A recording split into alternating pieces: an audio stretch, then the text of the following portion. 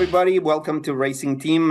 This is a very, very special day for us, and we have the pleasure to have Mr. Mario Andretti again joining us. Jack Beck Lopez also is joining and having a little interview. Mario, welcome, and great news. I mean, we couldn't wait to talk to you. Cadillac, GM Cadillac finally accepted as the 11th team in F1. What can you tell us about how did you get the news? Oh, well, I got the news from the main bosses. Awesome. That after a meeting, I was not part of that meeting in Las Vegas, and I was called immediately, and finally we got the news that I was hoping for. We've been, working on this, as you know. Yes. Every single day, and so we're very happy. This is very important because we made such a commitment. As soon as we started, we approached FIA and so on and so forth. We already put the team in gear, and show that we're serious about what we're trying to do, and ultimately it looks like it paid off, obviously, and now we're on our way, just full speed ahead, work. Awesome. Jack Beck? Mr. Mario, F1 Insider on Europe says that Cadillac is investing 450 million to enter F1. Is that correct? Well, I don't want to speak about that part of it. I think I would rather have them, just confirm or deny that. So I try to stay out of that part of it because I don't write the check personally. That's good for you. For me, yeah. Yeah. So you must ask them, what the situation is. I look at the fun side, just the cars, building the cars, what they are, and drivers and all of that sort of thing. That's the part that interests me. That's the only part that I want to have, some involvement in on a team. When it comes to the financial side, I don't want to know because I don't want to check. That's good. That's a good advice. I mean, get all the benefits and let other people worry about the monies. Once we were watching and we watched the statements and all that. So basically, this is a continuation. TWG Global is a continuation of who's going to be managing most of the stuff with Andretti Cadillac. Are you really proud of what you guys started and all the things that Michael and his team put in place? And now, do you see that probably Michael will get involved, same as you, as kind of like in an ambassador role for the team? Well, first of all, yes, what you said, I'm very, very proud of what Michael's the objectives were, and the fact that he's taking a lot of risks, on something that he believes in, that he loves, and so as a father, obviously, I said I would always, be there to try to help. I never, I want to make it clear, personally, I never had the ambition of having a team, a race team. Michael did. He had that when he stepped out of the cockpit as a driver. He immediately went in that direction. Me, I never did. Me, all I'm interested in is the driving. Okay. All that ever was. But when I see some of this desire, to remain in the sport in a different way, I have a very special appreciation for that, and that's where I am with him, and that's the way I will remain with the team. As far as Michael, he stepped back somewhat because so much on the table, for him, and he said, I want to enjoy what I'm doing. And all of a sudden, he was not really enjoying the situation. So, and now that it's all come together, it's up to him as to, how much involvement he wants to have. But for me, I was asked to stay on as I don't want to hear about ambassador because, yes, I love it, but I'm like in advisory situation, So, if they want to have my opinion about drivers and some technical, even technical side, or even technicians, in person, people that I know that I've worked with and know the value they have, things like that. That's where that's to me, that's the part that's really fun for me. And so that's the way it's going to be, and that's why I look forward to all this. It's all coming down exactly the way I was hoping ultimately. Great. We, as you said earlier, we started working on a team before we even, as soon as we had the go-ahead from the FIA, we were hoping that sooner or later we will satisfy the other side. But in order to be able to put an objective as to when you want to be on the grid, we had to start and had hired a lot of people, engineering and so on and so forth in England, in Silverstone at the new facility. And we started the program as if already approved. And luckily for that, now that it's approved, now at least we're not starting from scratch, is what I'm saying. Yeah. But by doing so, there was a lot of risk and hope that, that we will prevail.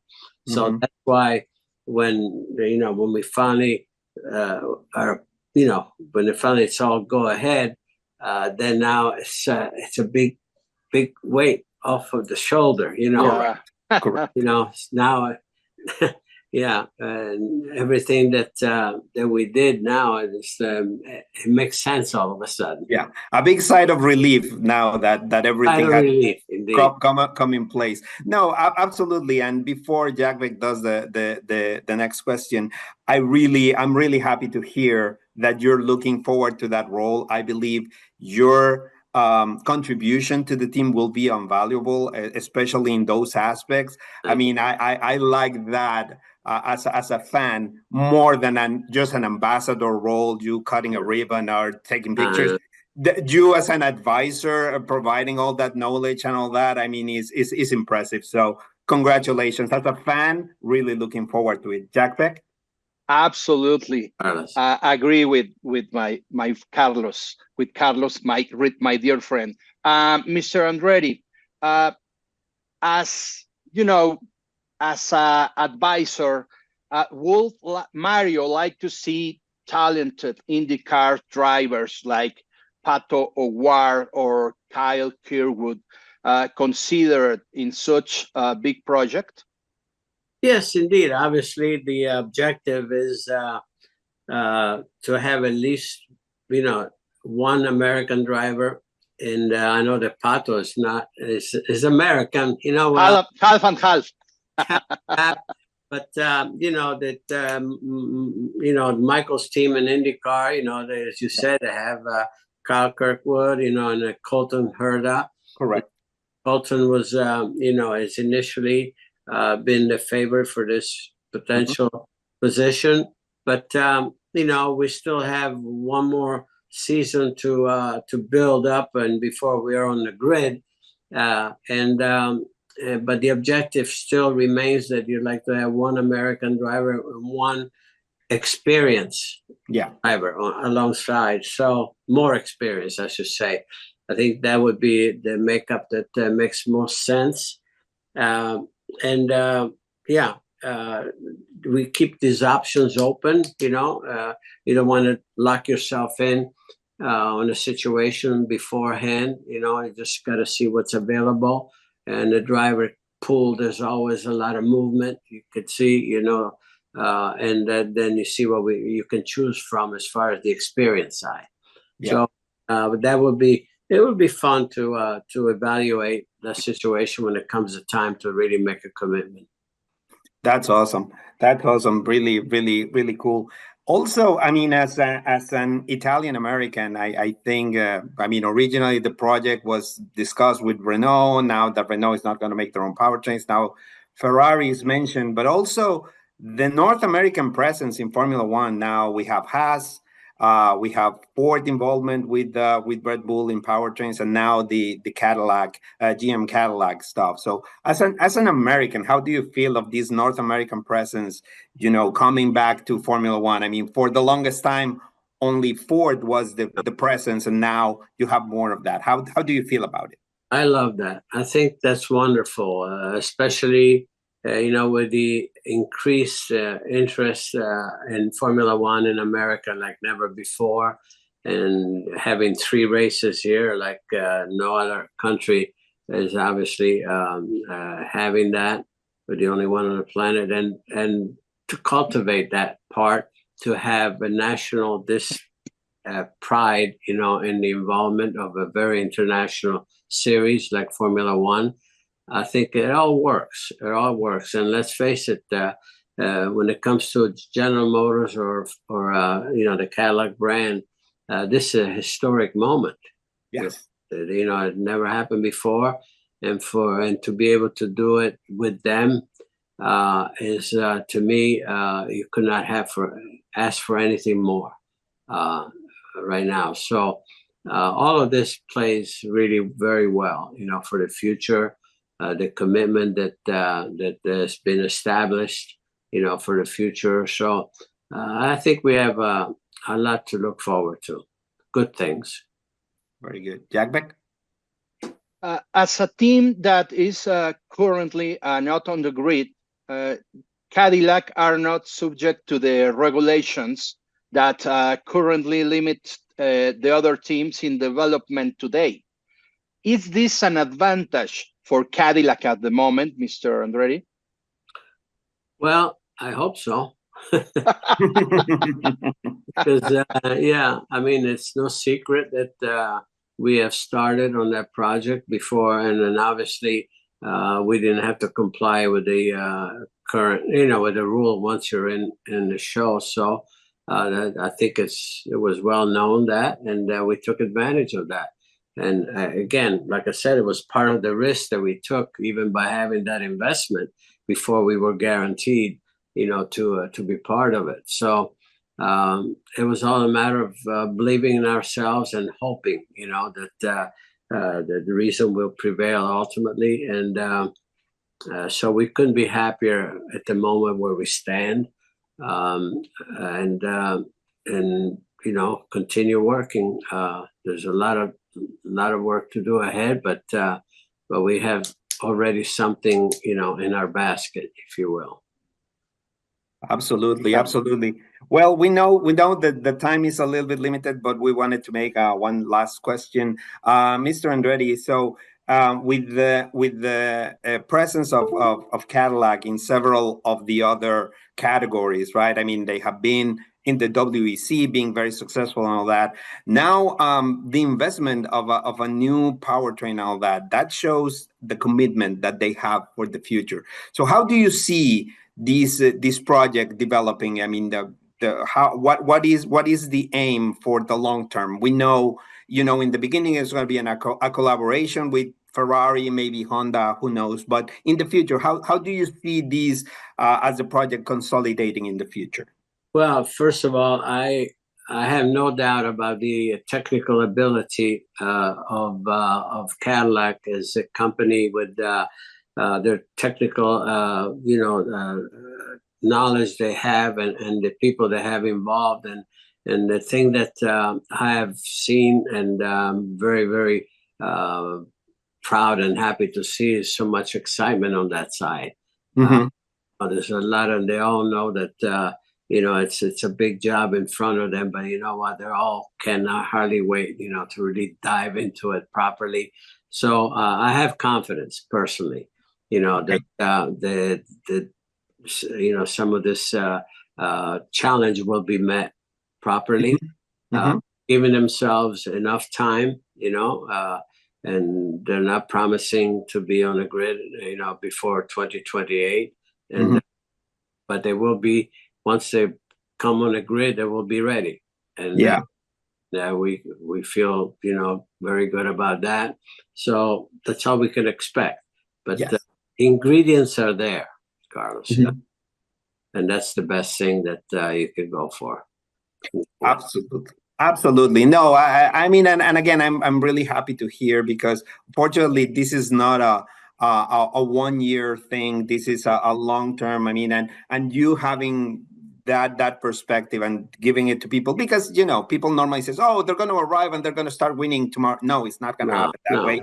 But it's really, really, really you nice. Have the mind to do that, but you have to be realistic. Correct. Absolutely. Well, Mr. Mario, we know you're really tight on time, and we wanted to thank you again on behalf of Racing Team, Jack Beck, and our producer Ricardo, and all the team to give us this time, especially in this day. I mean, I think it suits very well that is prior to Thanksgiving, so you guys have a lot to be thankful for this tomorrow. It suits very, very well, and congratulations to you, to the family, to Michael. A very happy Thanksgiving, and we are rooting for you. I mean, as you know, as we mentioned the last time you were here, we wanted to see the Andretti name back in Formula One, and we're really happy to see that happening. Jack, I don't know if you want to say anything else. Yeah, this team, it's a credit to the Andretti initiative. So congratulations, Mario, Michael, and all the family. And really, we are really happy to see, to know this news. And of course, we're looking to see you in the paddock in 2026. So thank you very much for this interview, and a big hug for all the Mexican fans. Thank you all. I really appreciate the words. And yes, we will be celebrating tomorrow in a very special way. Yeah, absolutely. That turkey is gonna taste a little extra special with all the good news. And again, I mean, you have the doors of the channel open. We would like to have a little bit of a. We would like to invite you probably by the end of the year to see how things are progressing and all that. And of course, we will love to hear more as the news come out. Because like we said, we're really rooting for the Andretti family. It's a very special, like I mentioned when I met you before, you were the first guy that I followed in Formula One back in '78. I have the little diecast model, so it's like I was only 6, but I knew the John Player Special Lotus was a very special car. Wow, thank you. Wow. Two big brands, 2 big American brands, Ford and GM Cadillac in the next year. So great for the motorsport. Thank you very much, Mario. Thank you so much, gentlemen. Okay. Thank you. Have a very happy Thanksgiving. Thank you. Bye. Ciao.